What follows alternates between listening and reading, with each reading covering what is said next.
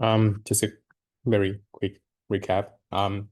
So we've started talking about how we can represent music in on laptop. So basically, you have like two group of representation. One is, you look at only the core of music, like not the, sound is also part of the music, but what are the underlying scores? What are the notes? What are the pitch? What are the duration? So like a symbolic way of representing music. And so that's all we are talking about in symbolic music representation. There are text-based, like the MIDI, you control how you um get the speech, or in ABC notation, you directly just annotate the pitch. There's also like image one, piano roll. You see that is actually a historical thing. Just that nowadays, people are still using it because it's sort of like visually show you the chords and the duration and how the melody contours. And next we will talk about, actually today we will talk about time series and image-based representation. Um, and we talk about this simple ABC notation, basically C, C, G, G, A, G2, basically do, do, so, so, la, la, so things like that. So you can basically do a very simple way to represent music, just that it's just mostly monophonic, and it has to be very simple because your duration is sort of like determined by the unit note length here, like quarter note. So imagine you have a 30-second note, then it just becomes very tricky because things will be, I don't know, 128, C 128, C 200, C 300. That doesn't make much sense. And so the better way, or a more commonly used way, is to represent music as a MIDI messages, even though MIDI is not the best for music representation because it's more like a controlling protocol, as I said, for devices to communicate with one another. Still, we can use it to sort of like represent music. So basically, note on, time shift, note off.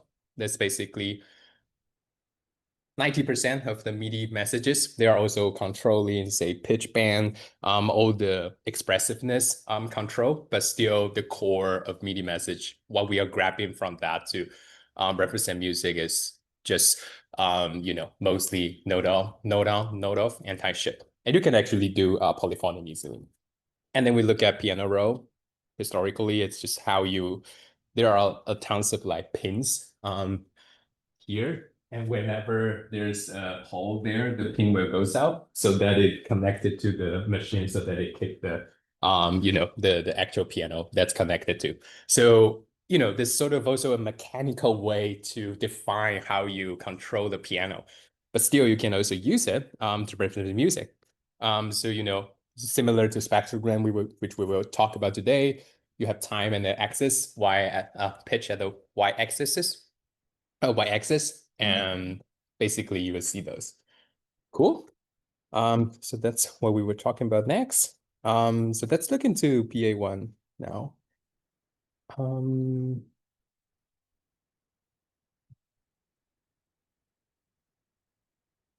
hmm. Um, so in PA1, we will be doing programming, but shouldn't be too tricky. So there are like two options. If you know what Jupyter notebook is, then you can use this. If you don't know, just click this. This should be the easiest way. So Colab is well, I think I would just do it in this way so that it will ruin the homework sketch. So Colab, this is Colab, so by Google, but basically they will offer you sort of like free CPUs or machine that you can connect it to. So if you hit the connect here, or you just start running your program, say here, you press Shift Enter, or you press this button. Well, um, let me do it this way. I will make a copy so that I won't ruin up. Because if I do something and then I save it, our homework will be in trouble. Um, Cool. So this is Colab. You can hit this button, and once you hit it, look at the top right, it will say connected. And if you click this, oops, not. wait for it. It's connected. So now it's connected to our server or machine. It's like a seamless um way to work with server. So usually when you're working with a server, it's much more headache, but Google has manages to do it really good. So you see that you actually get a tiny machine where, 12 giga RAM. It's not tiny. Some of your laptop, it's just 8 giga RAM. You've got some disk, 100 gigabytes, even though it's already taking 40 gigabytes for all the um install stuff. But anyway, now you are connecting to some laptop that's running at Google at somewhere on the earth. So basically what you can do is that, just go over the sketch code. I've provided everything mostly. So here we are basically installing the required software synthesizer, three things. We will see how we can do it that later. And MusePy is the Python package we will be using. So this will install Python. So this exclamation mark is that, in Jupyter Notebook, everything will be in Python. But whenever you add this, it will be running outside of Python. So these two things are actually being run outside of Python. But anyway, just run it. And so basically you just want to go all the way down. You can press Shift Enter all the way down, or you can hit the button yourself.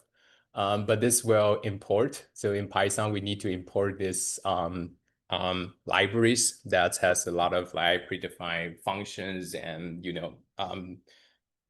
routines that you can call to do stuff. But anyway, just run those. You don't necessarily need to know what they're doing, but this will basically download the sound file that we will be used to synthesize a MIDI file. Because a MIDI file doesn't mean a lot. Like you don't know what the piano sounds like, you don't know what the guitar sounds like, so you need to define what those sounds are. And this is basically using the MuseScore sound file, and it's automatically downloaded from MuseScore's website. So if you have used MuseScore? I assume so. Have you?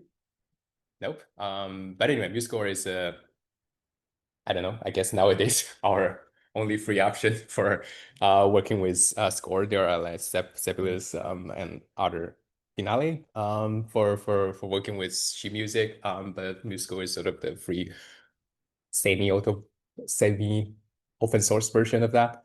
Um, Anyway, that's forget about it. And now we will just try our first thing. We just want to load and synthesize the MIDI file using MuseFile. And so this long line here will just easy things that we will just download this MIDI file somewhere hosted in my GitHub repository and download it. And so now you click this button, not this, click this folder button. You will see that this is the working directory that you have. And so well, I should just redo this, I guess. Let me delete this. Okay, it's gone. And so now if I press Shift Enter is the survival shortcut for Collab. You will see it's download.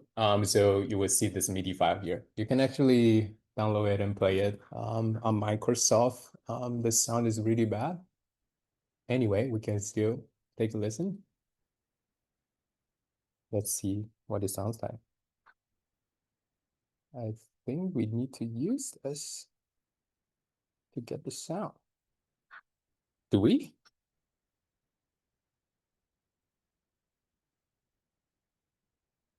What's going on?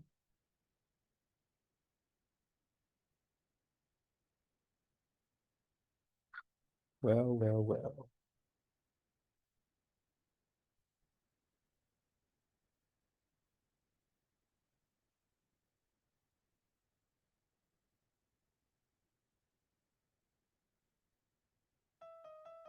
Okay. Well.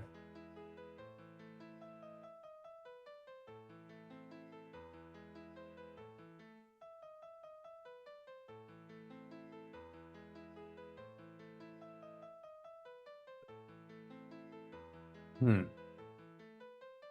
It's not.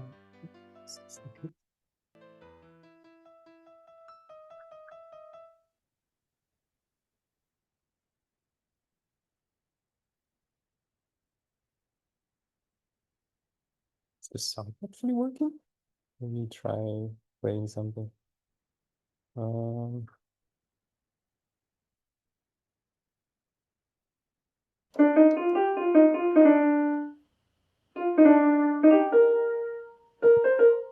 Hi, I'm Yutam.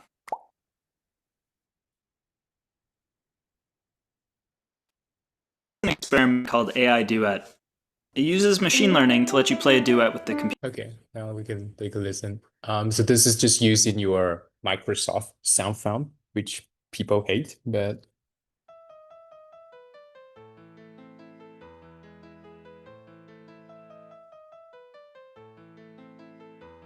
a MIDI file just tell you where the pitch and the durations are. It doesn't tell you what it sounds like, and that's why we need a sound font. And so in Windows, there's actually a default sound font for that. So what we will be trying to do here is that can we do that in Python so that you can synthesize it and to get a sense how we can process these files on the laptop. So now once you download it, now you can use musepy.read to read this file, and now you can just print it to see what's going on inside it. So this is basically how this musepy package is trying to represent it, to show it. So actually we can show it a better way. So what we can do is, I'm not quite sure, hopefully work. I think m.print will show, oh yeah, m.print will show a better version of that. Um, so essentially what you are storing inside this, oh shit, too long. Oh, okay, done. Well. Oops, we're not yet to the top yet. Um, Okay. Cool. That's the very top of this file. So basically, this is equivalent to this. So basically you are saving, metadata, stuff like that. This file doesn't have title because it's a MIDI file. Usually you won't get title in a MIDI file.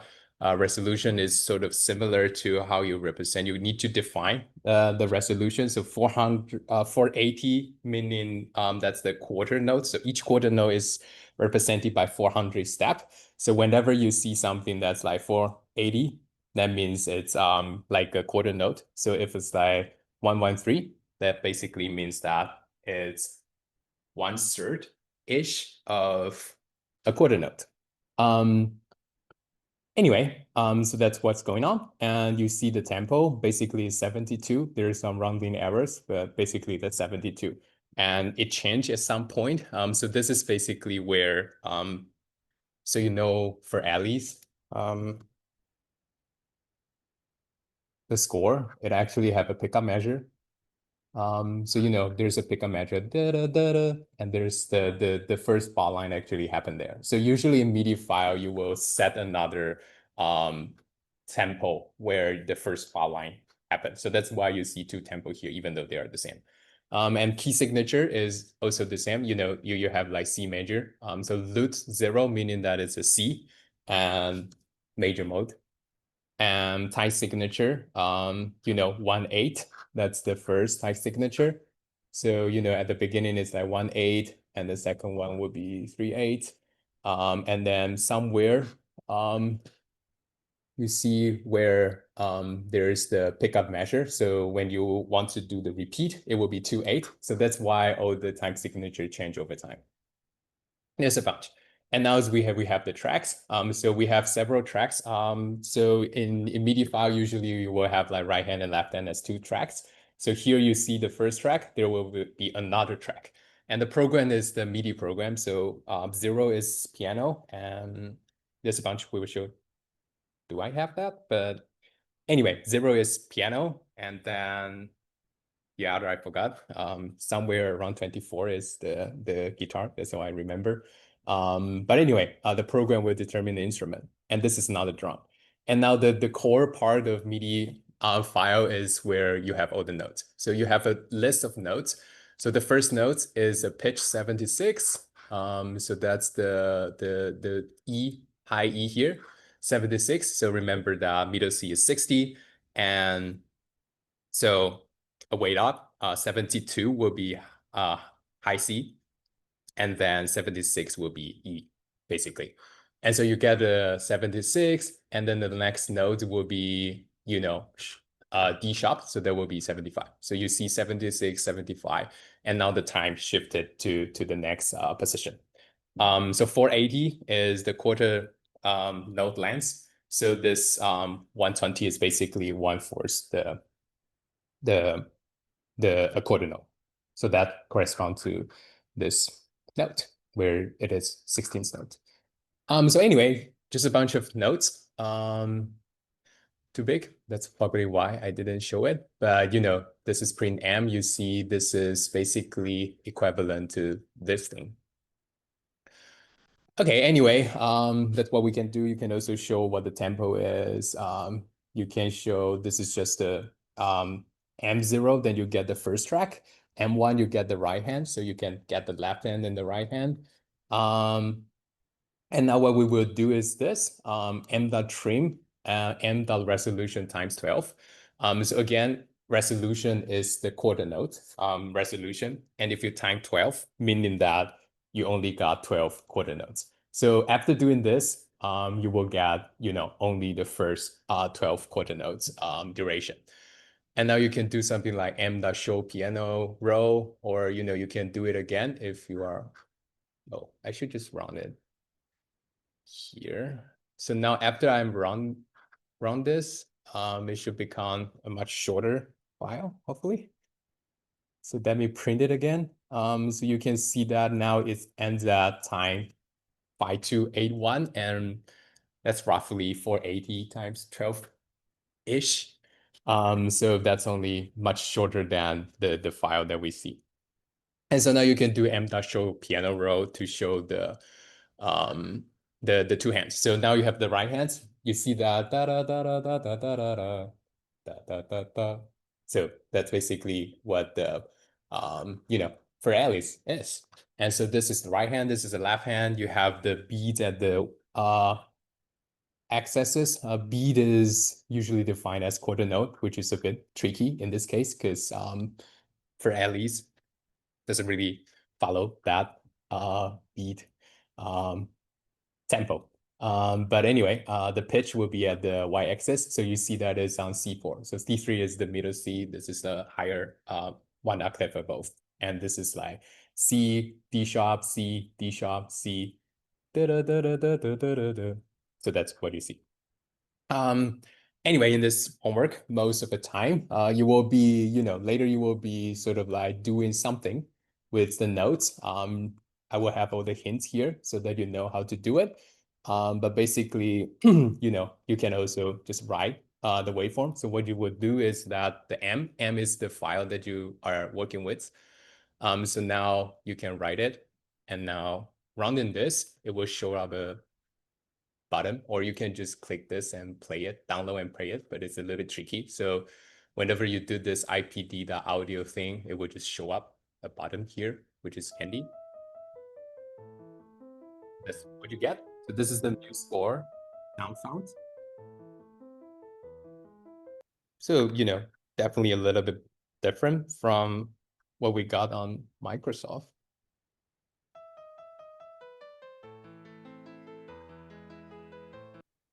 But anyway, that's what we can do with MuseSpy. So that's what we get. And everything else, you can just go over it. Likely we won't go into detail, but you can also create a music object from scratch. So this is helpful, especially when you are working on like music generation research. Like, well, you generate a bunch of numbers on your laptop, but what else? I mean, who cares? It's just numbers. So now you still want to make it into a MIDI file and hopefully synthesize it, or at least make it sound, rather than just a bunch of numbers in your machine learning output. And that's the reason why I wrote this package. But basically now you can create an empty music object. And now if you show it, there's nothing. It's just the schema version. Who cares? It will change over time, but not so far. And then resolution 24. So resolution 24 is the default resolution, because 24, if you think about it, 24 resolution for a quarter note. then what's the minimum length we can represent? So 24 is like 8 and 3, right? So at one thing, we want to do triplet. So we wanted to have a factor of 3 so that you can do triplet. And then you want 8. So that now divided a quarter note by 8. Now you get 32nd net. And that's mostly the most common, minimum note. There are like 64th note, but most of the time, 32nd note is good enough. So this resolution is chosen for a purpose that you want to represent 32nd note and triplet. And so you combine 8 and 3, that's when you get 24. So, by setting some of the MIDI file will set a very large resolution. Usually you see by default is 960 or 480, so that you can do a lot of like very tiny nuance, resolution. Like I don't know, 1/28th note. But in this case, the best we can do is triplet and a 30-second note. So anyway, this is a way you can create a list of like MuseSpy note objects. So what you saw here, each of these things is actually an object. Anyway, each of these notes. So what we can do is that we can get a list of notes. So these will be, at time 0, we have a 60. At 24, we have a 60. At 48, we have a 67. So that's, each duration is a quarter note. So can you guess what this song is? 60, 60, 67, 67. What's 67? 60 is C. And then G. Yeah. So that's the thing we've been talking about. So C, C, G, G, and one notes up. So C, C, G, G, A, A, G. So again, that's the Twinkle Twinkle Little Star. So anyway, I think that's the simplest song I can do. And now you create a track. So you have to wrap all the notes into a track. And this track by default will be we can print it. By default, it will be a piano track. So even we didn't set it, the program will default to 0, its strum will be false, and you have all the notes here. So it will default to a piano track. And now we append this track to the empty file that we have here. So now let's take a look. Before that, we have nothing. It's just, an empty container.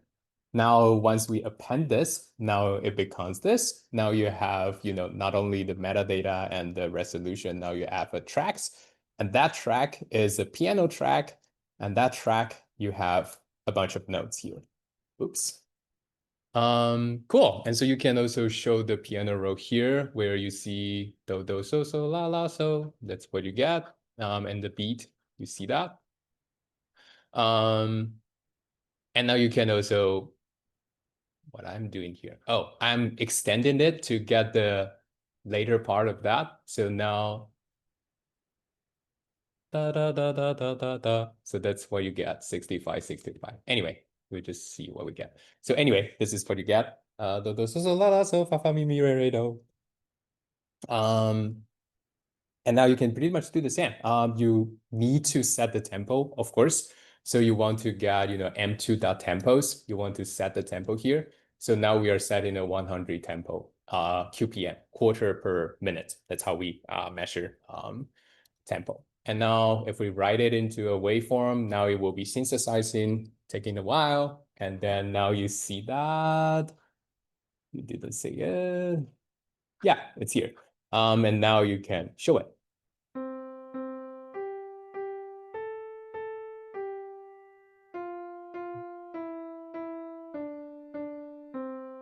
Kind of slow, so you can actually speed it up, say 150 QPM. Now we rewrite it. So hopefully you will get a faster version of that. And that's actually one of the question we will be doing. Now it become faster.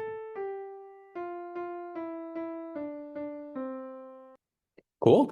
So that's what we'll be doing for the rest. And pretty much, you can just copy paste what you have here. Just now you are dealing with different files, doing some manipulation, but pretty much get a sense how we do, how we work with this music file. And of course, in real life, it's much, much trickier, but this sort of like pretty much give you what the most basic thing that we are doing.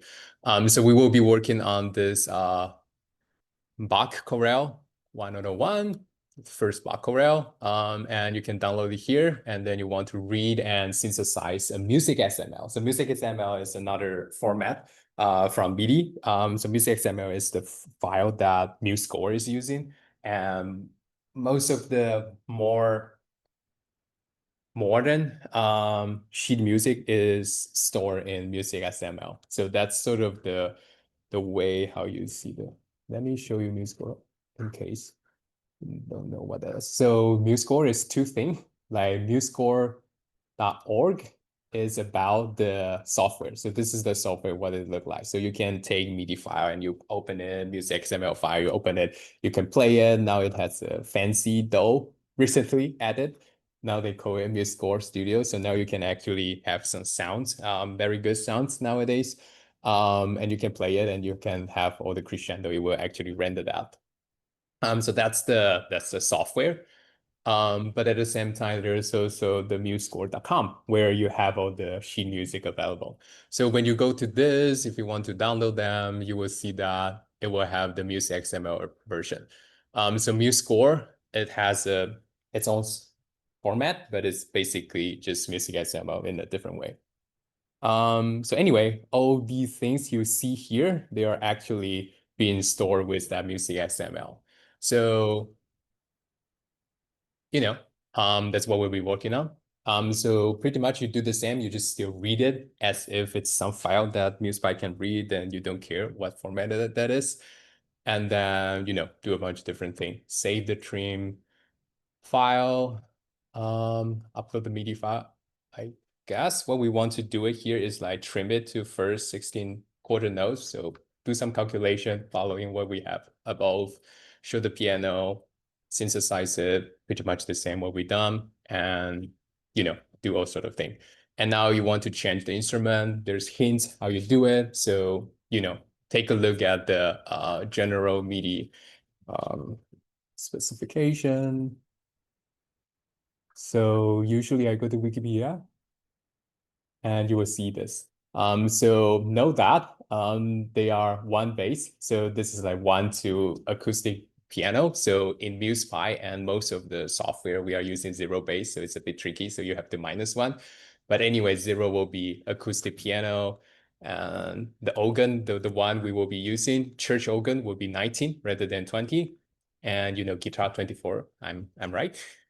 And bass and pipe, synth lead, synth pad, and then there are like very weird chunk of MIDI protocol where you have all the FX, and one of that is gunshot, I believe.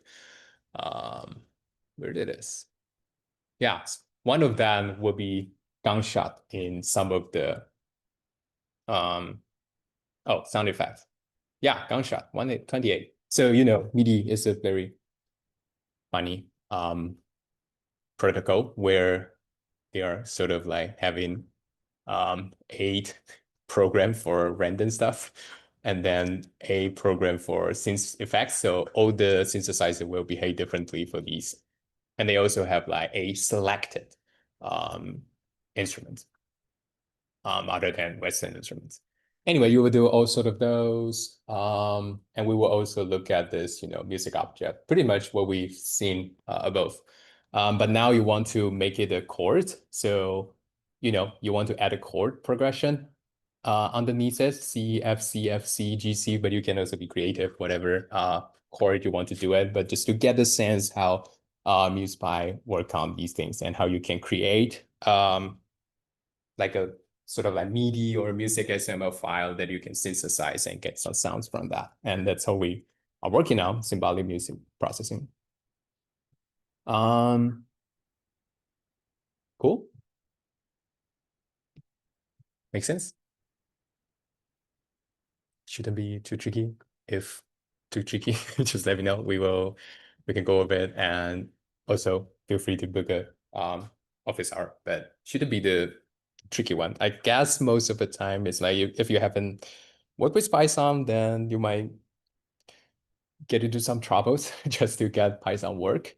But other than Python, I think most of the stuff should be not so tricky. Mostly copy pasting and try to improvise on top of what you get. So, this is how you get a note. Then how do you get a chord? Chord is basically just a bunch of notes happen at the same time. So pretty much you can do the same thing for chords. Cool.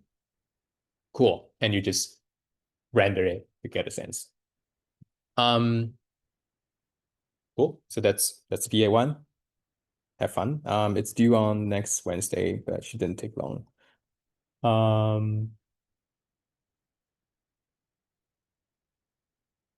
Good.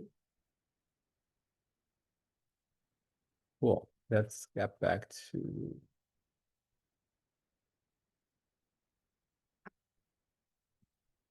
slides. Where are we?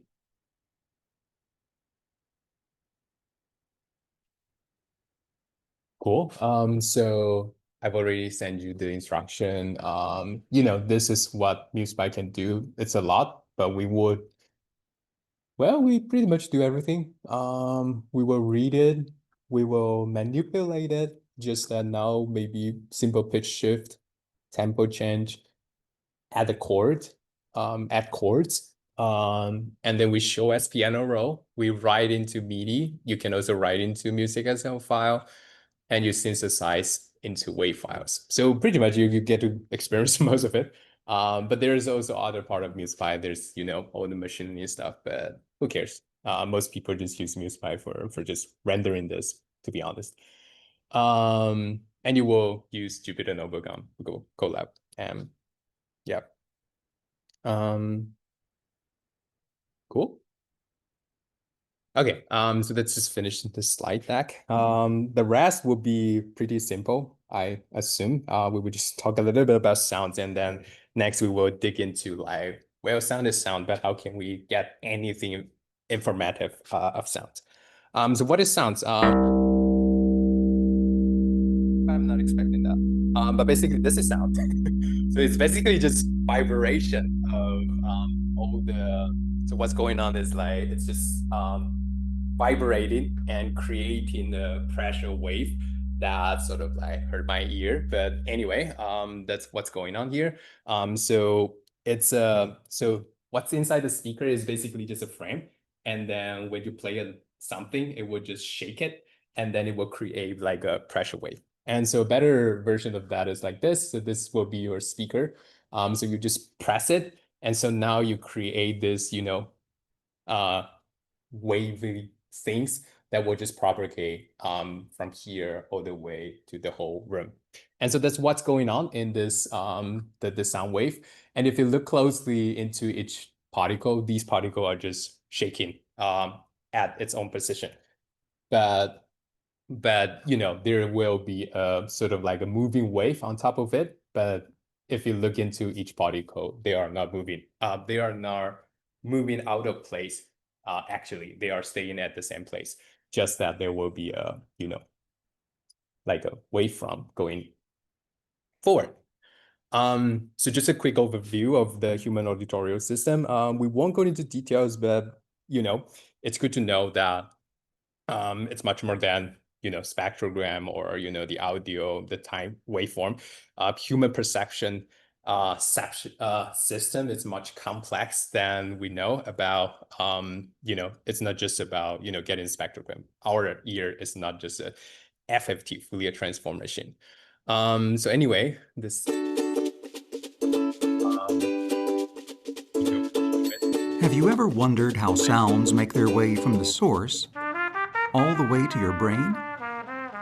Take a trumpet, for instance. When it's played, it makes sound waves in the air. The outer ear catches the waves, which then travel through a narrow passageway called the ear canal. The sound waves reach the eardrum, which is a membrane roughly half the size of a dime. They make the eardrum vibrate, which in turn vibrates 3 tiny bones called the malleus, incus, and stapes. These bones amplify or increase the sound vibrations and send them to the cochlea. The cochlea is shaped like a snail and is the size of a garden pea. It is filled with fluid, and the sound vibrations make this fluid ripple, which creates waves. Hair-like structures called stereocilia sit on top of hair cells and are grouped together as hair cell bundles inside the cochlea. The hair cells inside the cochlea ride these waves, and the hair bundles are moved. The hair bundle on top of the hair cell turns these movements into electrical signals. As the hair bundles are moved, ions rush into the top of the hair cells, causing the release of chemicals at the bottom of the hair cells. The chemicals bind to the auditory nerve. That's my laptop's issue. It has been like that for years. Not years, for months. Anyway, Cells and create an electrical signal, which travels along the auditory nerve to the brain. Different hair cells respond to different frequencies of sound. The hair cells at the base of the cochlea detect higher-pitched sounds, such as a piccolo or flute. The hair cells toward the top of the spiral detect progressively lower-pitched sounds, such as a trumpet or trombone. Okay, anyway, that's it. So basically, I think these are at the wrong place. So basically, you know, these wave, typically when we are representing them as waveform, we actually turn it into another shape. So basically, you turn this compression and, you know, compression pressure wave into the following shape. So I guess what you need to know is that, you know, whenever you see a waveform, it's not actually something like this. It's not this thing that coming from here to your ear, but rather this is the pressure of the air pressure that will be denser at some point and, you know, sparser at other points. And what we have as a waveform is actually getting recording the sound pressure at different timing point.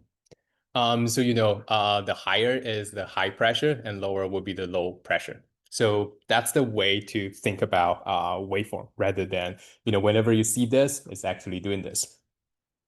So it can be sometimes a little bit tricky. So some of the things we will see in next class, wavelength is, you know, peak to peak distance. Amplitude will be the baseline 0 to the highest part or the lowest part, whichever is bigger. So the auditory perception, I think I misplaced the video.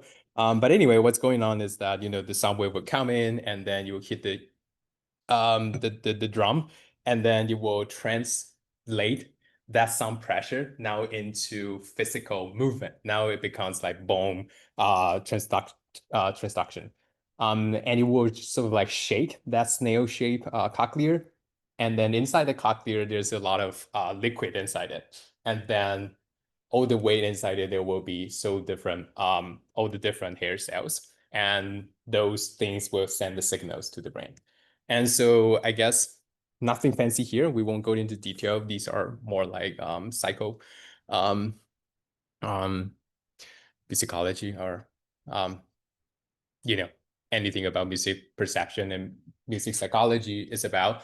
But I still find it very cool because this is actually our brains doing Fourier transform, to be honest. So the lower frequency, the inner side is the lower frequency and the outer side will be the higher frequency.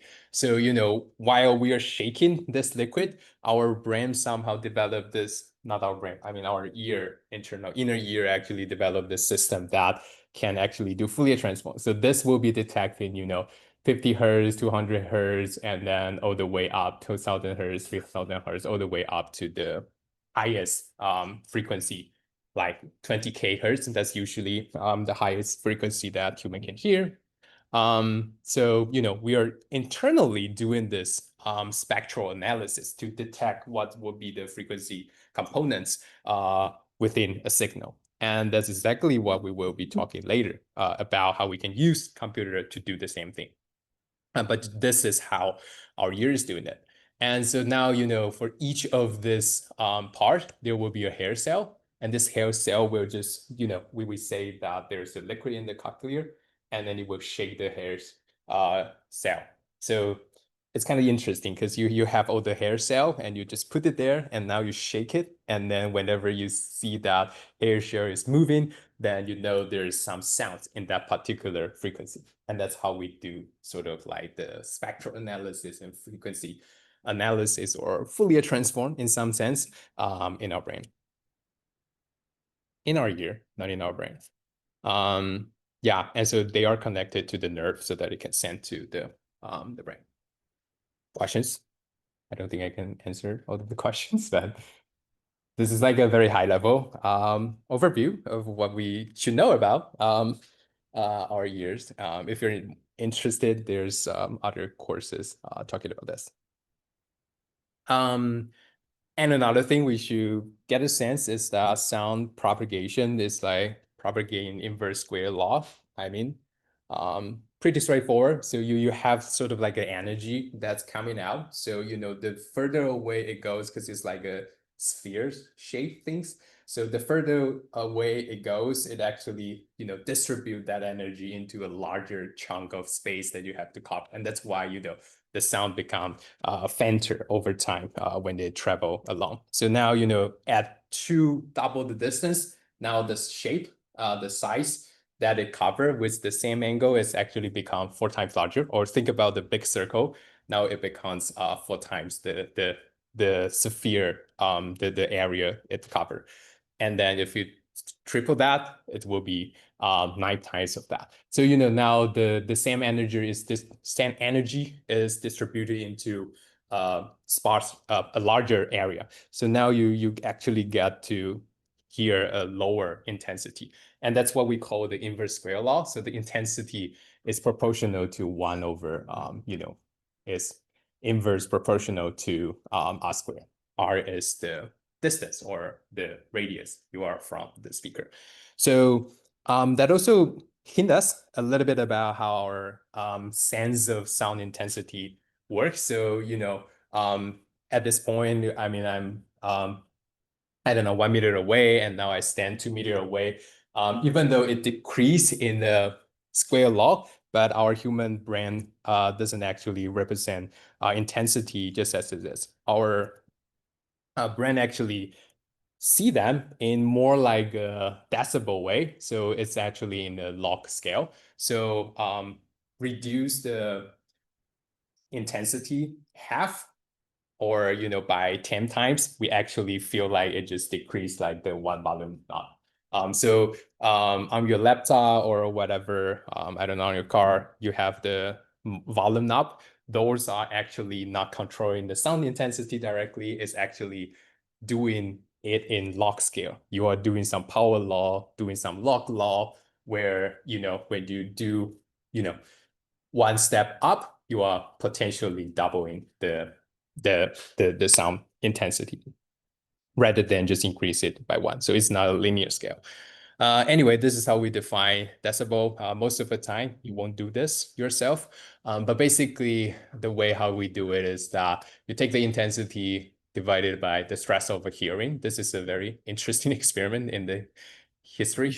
So people just, you have those chamber where you have no echo. So you grab more bees, and if you've seen it, it's like a lot of like sharp stuff, and that will absorb all the sounds.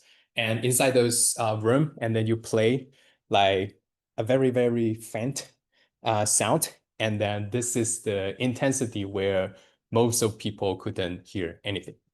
And that's what we meant by threshold of hearing. And we basically set dB to be reference to that.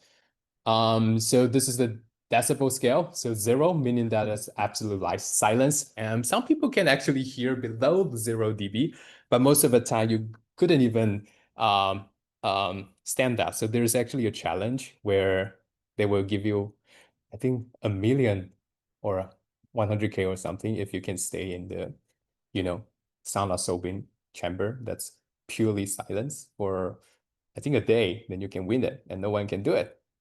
Because in that space, you will hear your heartbeat and you hear every hair movement and it will drives you crazy. So that's 0 dB. Nobody can be in that space for longer than a day, I believe. And you have soundproof room, that's the studio thing. And if you close all these doors, sadly, we have the AC. If you don't have the AC, a good studio, if you go to um, uh, the Dude, there are some better studio, or a professional studio, there will be sort of like 10 to 20 dB-ish. And now quiet lecture hall, quiet room. So we are somewhere here, and then no more conversations. So, go to, I don't know, Mujo or the Dude Pierpont, that will be 60 dB. And all the way up, you have airplane or something like that, that would be 100 dB and up. But anyway, not something you have to keep in mind, but just to get a sense, there are different loudness curve that's different from how we just calculate those intensity. We have to turn it into a log scale so that we get a sense. And actually on those, if you are doing some those, you will see some dB, and especially like when you are doing Premiere Pro or, Adobe, when you do the automation, you see all those dB. And so that's basically. So again, this is the dB scale. You basically do log scale and then you times 10. So that basically mean what would be plus 10 dB. This guess. Yep. Almost. So basically that's less 10 times the intensity. Yeah. And there's also another definition of dB that's using 20. So it's a little bit tricky. But here we are using 10. So what would be 3 dB? This is the most likely things you will see. So whenever like in the DAW, people say, well, let's do 3 dB decibel gain. That's basically double the intensity, because log 2 is 0.3 or 1. And so this likely is the most common dB you will see. So whenever people say, well, most of the DAW automation, when you see those like volume knob, it will usually go from 3 to 6 and then to 10 and then the way up. So 3 is most likely the most common one. And intensity is a little bit different from amplitude. So amplitude is the curve. So we won't go into detail, but basically 20 dB 10 times amplitude, 6 dB 2 times the amplitude. But pretty much nobody really care about amplitude. People care about intensity. So I guess this is the most important thing. 3 dB will be 2 times the intensity. 10 dB will be 10 times the intensity. I don't think it's something helpful, but in those, sometimes you see it. Now you get a sense of what those are. And sadly, or not sadly, smartly, our brain actually perceive loudness differently across different frequency range, which is a good thing, because think about the low frequency thing. Think about earthquake. You won't hear earthquake. If you hear earthquake, there will be another story. But some animal can hear earthquake. So earthquake shake in a different frequency range, just that human maybe don't need to hear earthquake. But for higher frequency, think about bats. They do supersonic, so they are working in a very high frequency. But this is the human frequency range. This is a little bit tricky to see what's going on. So at the x-axis, we have the frequency, and at the y-axis will be the sound pressure level that we will hear the equal loudness. So we start from 1 kHz. Yeah, so basically what's going on here is that 6 dB at 1 kHz is as loud as 80 decibel at 100 kHz. So, this is basically how you can interpret this curve. So our brain is most sensitive around 3K and 4K here. You see that there's a dip here, and we use the 1K as the what's that, baseline. benchmark. And then the higher the frequency, the less, sensitive you are. And the lower the frequency, the less sensitive you are, even though there's a dip at 3K, 4K-ish. So, if you look at everything is defined at 1K hertz, and, this is another way to look at it. You know, the higher it is, the insensitive it is, the lower it is, it's more sensitive. So human brains are most sensitive at 3K hertz. So I guess that's all about this figure. Any question on this? Cool. So even though it's not something that you might be working on in the class, but this is actually being used intensively in so many different way. So especially think about like GSM or whatever software. For the machine, it records something. It uses a microphone to record something. It treat every frequency the same way, but that's not how human perceive it. Human has lower sensitivity, very high frequency part, low frequency, low sensitivity on the very lower frequency part. So you sometimes need to sort of like rematch our human perception if you want to understand how human perceive these audio rather than how machine perceive these audio. So sometimes this is like towards a more human-like perception, and sometimes it work better because sometimes you just focus on the most sensitive part. That's how human understand most of the audio that we receive daily. So one thing about this 3K hertz thing, I guess a detour, because I think it's very, very, very interesting. So this is the Sinner's 4 months. So what they're doing is that the black line, the curve is the orchestra music. So this is like the relative energy level. So across the whole frequency. So you have an orchestra and then just let them play. And then you just record, I don't know, like 3 to 4 minutes. And then you see what's the frequency distribution. And you will see this is the orchestra music distribution. The higher the frequency, the lower it is, because, it will get too sharp at the higher frequency. So typically, recorder or some of the very high, violin, it won't be very loud. But for bass and double bass, you want it to be louder because humans are less sensitive on that. But if you look at, this is the ordinary speech. This is how human talk. That's the pitch range. So still pretty much like the orchestra music. But this is the tenor voice singing with an orchestra. So this is very interesting because this is essentially connected to this. As I said, human ears are most sensitive at 3K hertz. And so if you look at tenor voice and the vocal voice, they are actually using belting. And if you measure the belting frequency, they actually have a peak at 3K hertz. And that's why people say something about, whenever you go to an opera, you hear that metal voice in opera singer. And that's how they can sing.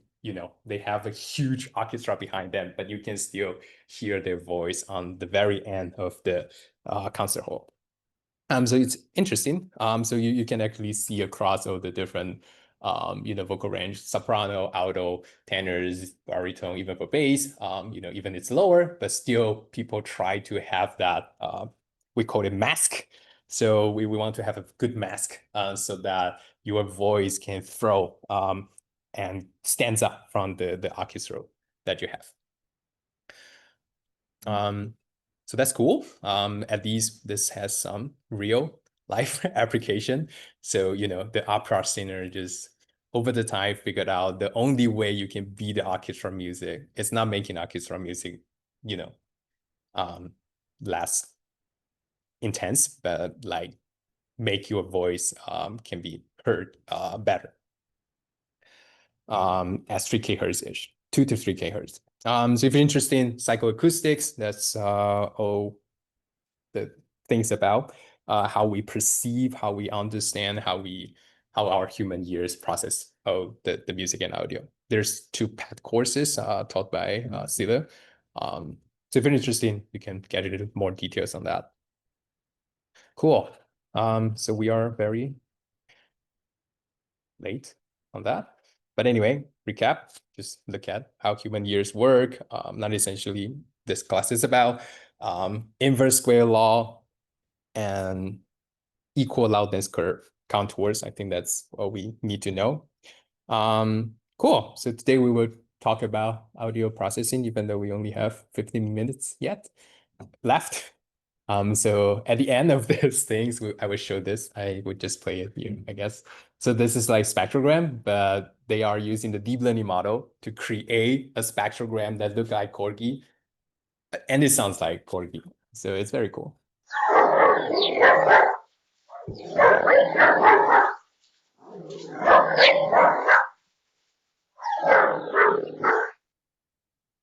Cool. Proudly made in Michigan. So that's from CSC. In Andrew Hao-Wen's team. Cool. Let me grab the lecture 5 slides. Meanwhile, questions?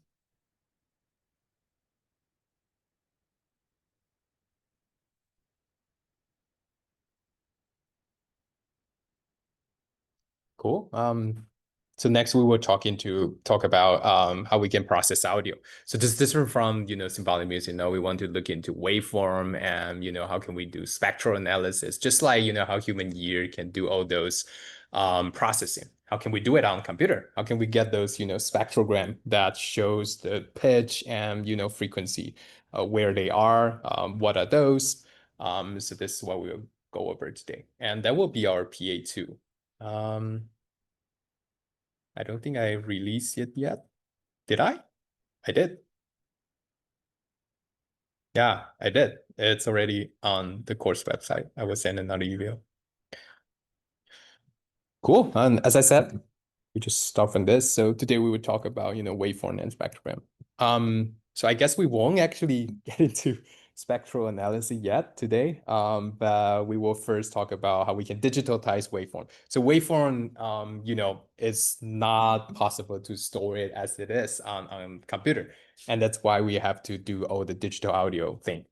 So, even though a waveform, or, like a WAV file, if you just zoom it up, it actually is something like this. It's, it looked like a continuous stuff from the very high level, but once you zoom in into like a 10 millisecond, 1 millisecond, you see that it's just a bunch of points. That's, some value of it. So this is what we call waveform.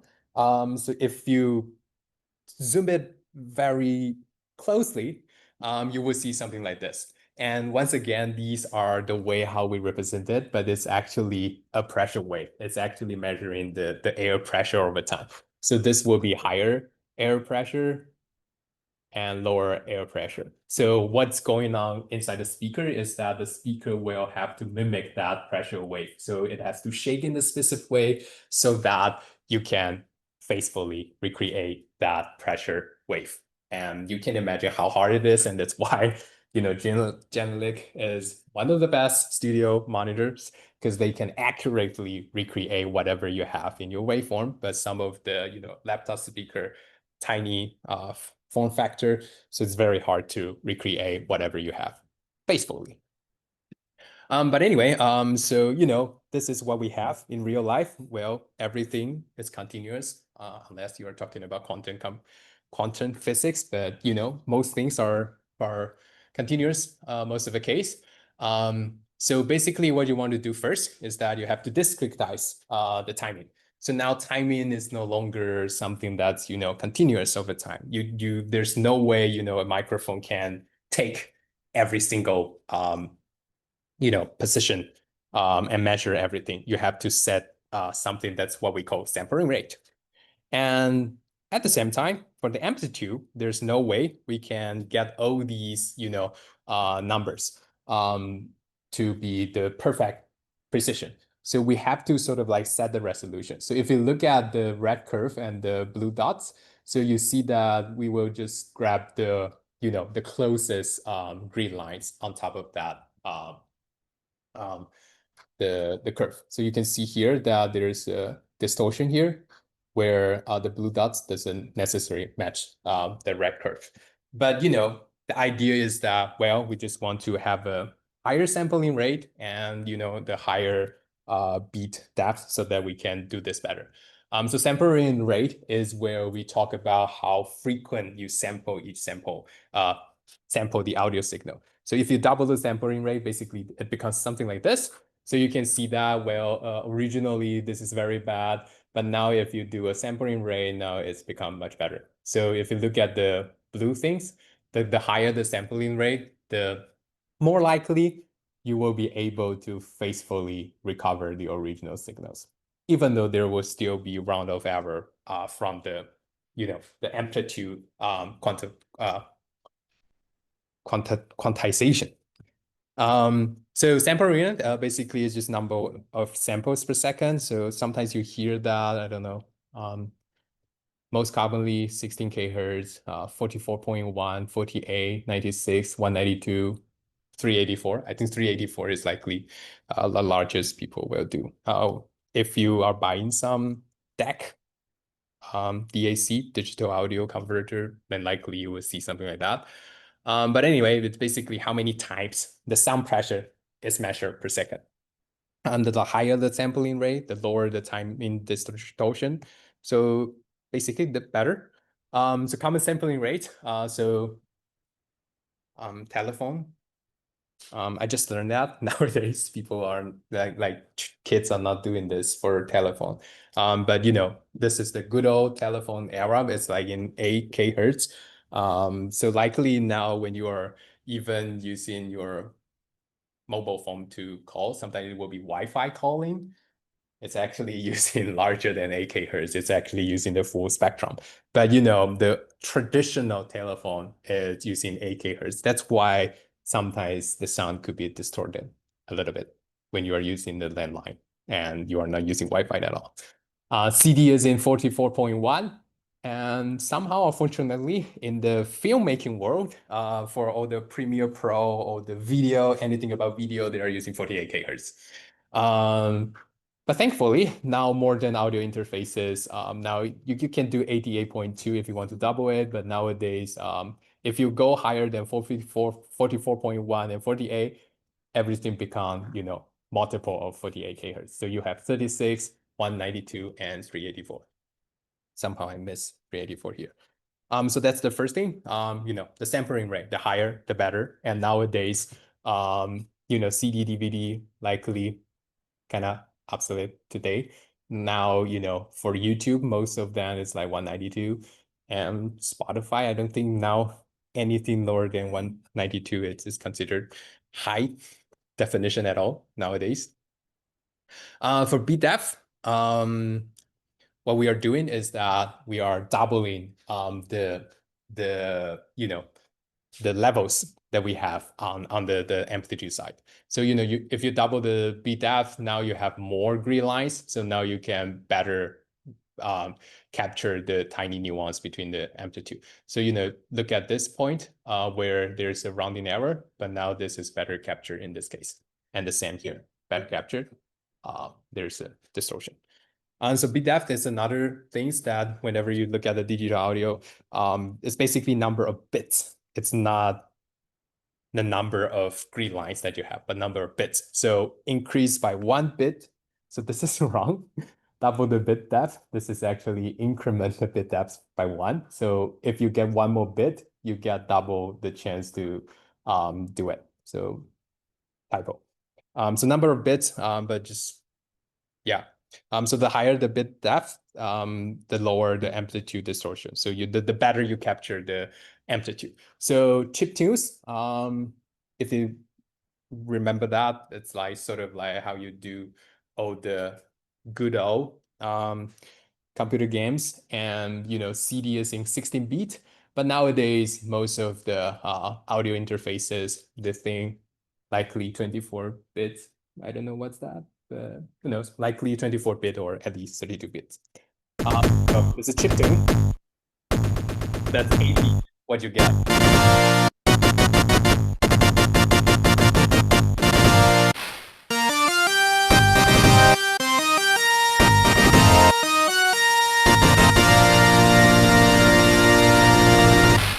So this is likely not what you know about it. So this is what happened when you have a very low bit depth, where typically you hear something like 24 beat or 16 beats, but now if you cut it half with only 8 beat, that's what it sounds like. So that's about beat depth. So, for 8 beat, you can only do negative 180, 128 to 127. So you basically just divide the amplitude into 128 for the positive part and 128 for the negative part. But for 16 beat, now you have so many different nuances. So you can capture the, the nuance changes in the amplitude for, very soft piano or violin passage. So the higher the bit rate you can get, the better, lower distortion. So now, you can just double the sampling rate and bit depth so that you get a very high definition of sound recording, basically. Question on this? Cool. So these just to get yourself familiar with how we do audio on laptop, because we cannot do audio just as it is. We have to quantize it so that that computer can understand this. And one thing a little bit tricky is that bit depth is different from bit rate. So bit rate, I guess, I would just put it here. I would just skip it. But, bit rate is the amount of data transfer per second. And so on YouTube, you will see something like 128 kbps. That's different from bit depth. So bit depth is like 16 bit, 44.1 kHz. So kbps is just for most online things. So it doesn't necessarily determine what bit depth and the sampling rate is. But kbps is sort of like the compression.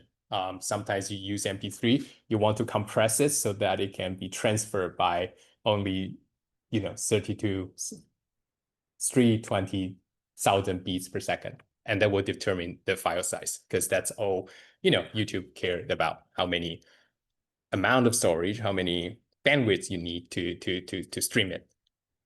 So there's a difference between that. And if you're interested in microphones, how it works, I think this is very good. And speakers, how this thing work. And you will get a sense how tricky it is. And that's why we still have so many loudspeaker company nowadays. And we're still pretty far from, getting it's very hard because there is some limitation that, with a compact form factor, there's no way you can recreate a very basic sound. Still. Cool. And I guess 2 minutes left, but I would just show this. So there's this like Nyquist Shannon sampling theorem. So this will be related to what we were going to talk about frequency spectral analysis, but you can pretty much get a sense of what it means. So if a signal contains no frequency higher than Fmax, then the signal can be perfectly reconstructed when sampled at rate Fs larger than 2 Fmx. It sounds like I don't know, this is the original way it was written. But anyway, I guess the way how we should understand it is that, to faithfully recover this, the shortest, the minimum sampling that we need is going from the peak to the other peak.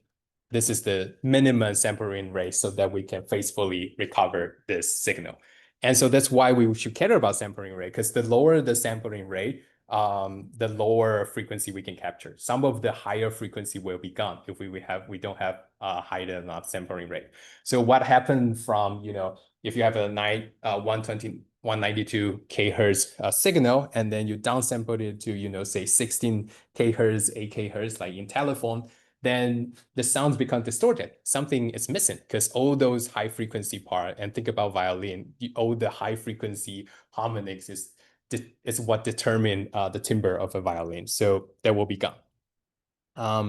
So, a visually way to see that, this is like critical sampled. When you have all the peaks captured, then you can perfectly, reconstruct this signal. But now if you oversampled it, of course you can still do it. You can still faithfully, reconstruct this blue curve. But you can even oversampling, it's fine. And you still get that frequency.